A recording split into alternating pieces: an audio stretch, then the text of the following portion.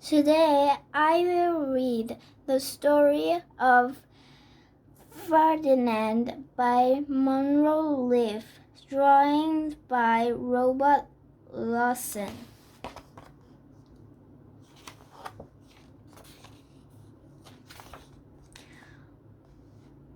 Once upon a time in Spain, there was a little boy and his name was Ferdinand. All the other little bulls he lived with would run and jump and butt their heads together, but not Ferdinand. He liked to sit just quietly and smell the flowers. He had a favorite spot out in the pasture under a oak tree.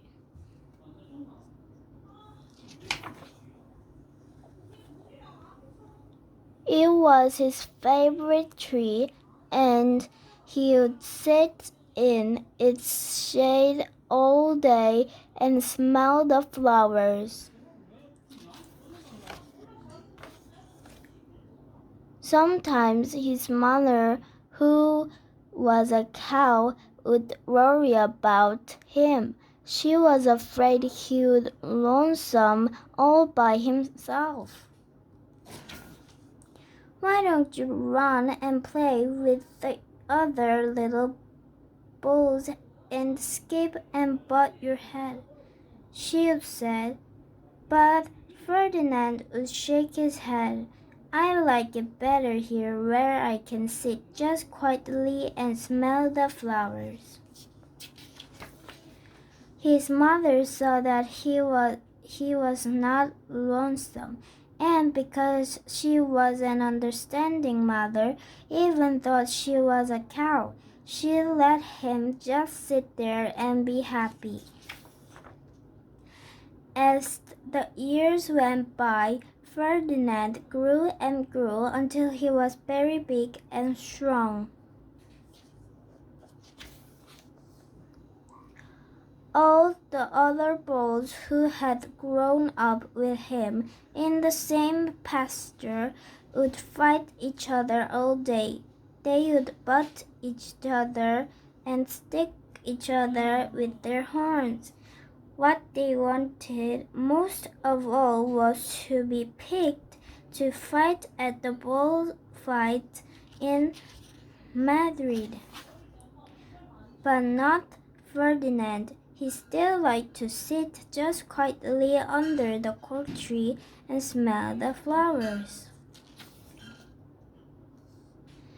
One day, 5 men came in very bunny hats to pick the biggest, fastest, roughest bulls to fight in the bullfight in Madrid. All the other bulls ran around snorting and butting, leaping and jumping, so the men would think that they were very, very strong and fierce and pick them. Ferdinand knew that they wouldn't pick him, and he didn't care. So he went out to his favorite oak tree to sit down. He didn't look where he was sitting, and instead of sitting on the nice cool grass in the shade, he sat on a bumblebee. Well, if you were a bumblebee and a bull sat on you, what would you do? You would sting him, and that is just what this bee did to Ferdinand. Wow, did it hurt? Ferdinand jumped up with a snort. He ran around puffing and snorting, butting and pawing the ground as if he were crazy. The 5 men saw him, and they all shouted with joy. Here was the largest and fiercest bull of all, just the one for the bullfight in Madrid. So they took him away from the bull's fight day in a cart. What a day it was! Flags were flying, bands were playing, and all the lovely ladies had flowers in their hair.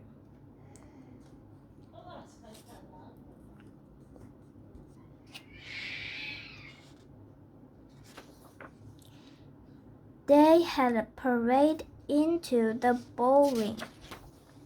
First came the banderilleros with long sharp pins with ribbons on them to stick in the bull and make him mad. Next came the picadores, who rode skinny horses, and they had long spears to stick in the bull and make him madder.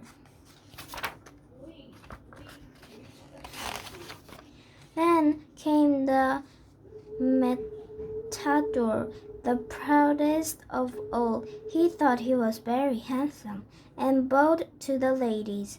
He had red cape and a short sword and was supposed to stick the bull last of all. Then came the bull, and you know who that was, don't you? They call him Ferdinand the Fierce, and all the banderilleros were afraid of him, and the picadores were afraid of him, and the matador was scared stiff. Ferdinand ran to the middle of the ring, and everyone shouted and clapped because they thought he was going to fight fiercely and butt and snort and stick his horn around. But not Ferdinand. When he got to the middle of the ring, he saw the flowers in all the lovely ladies' hair, and he just sat down quietly and smelled. He wouldn't fight and be fierce no matter what they did.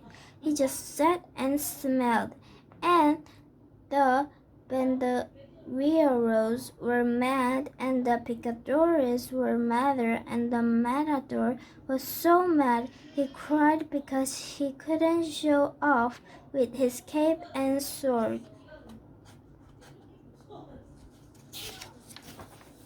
So they had to take Ferdinand home. And for all I know, he is sitting there still under his favorite gourd tree, smiling the flowers just quietly. He is very happy. The end. Thank you guys. If you like this book, please subscribe. Thank you.